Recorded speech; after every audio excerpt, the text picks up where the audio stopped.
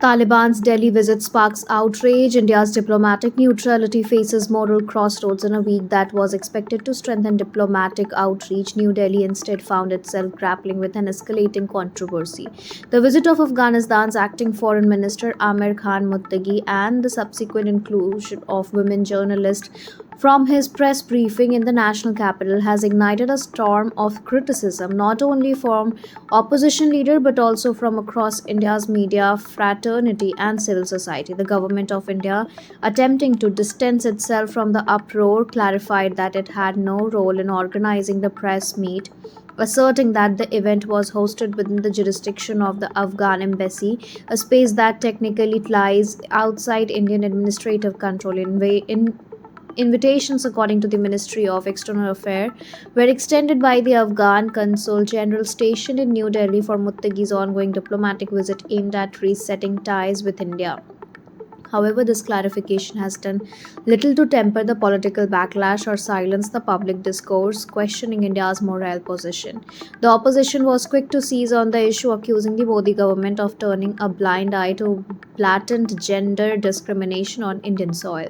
Congress leader Rahul Gandhi and Priyanka Gandhi Vadra led the charge, demanding a public clarification from the Prime Minister. Where you allow the exclusion of women journalists from the public forum, you send a message to every woman in India that you are too weak to stand up for them, Rahul Gandhi posted on X. Priyanka Gandhi went further, calling it an insult to some of India's most competent women and urging the Prime Minister to explain how such an act could occur in a nation that prides itself on being the torchbearer of women's empowerment and democratic equality.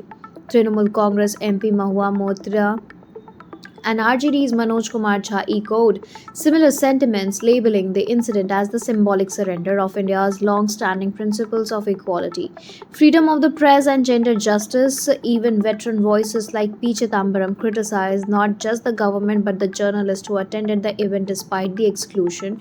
Male journalists should have walked out when they realized their women colleagues that had been bared, he wrote, expressing what many have since echoed, that silence in such moment is complicity.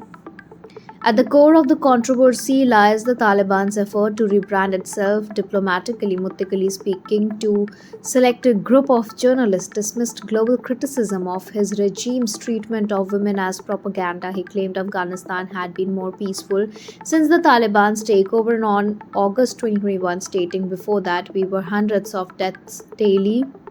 Now people are happy at the peace. The Taliban press conference in New Delhi has become more than a diplomatic controversy. It is now a test of India's conscience as the government insists on its administrative non-involvement and the opposition continues to demand accountability. One truth stands clear: India's image as a democracy that upholds equality, freedom, and moral strength has been deeply challenged. Thank you so much for watching this video. Don't forget to like, comment, share, and subscribe.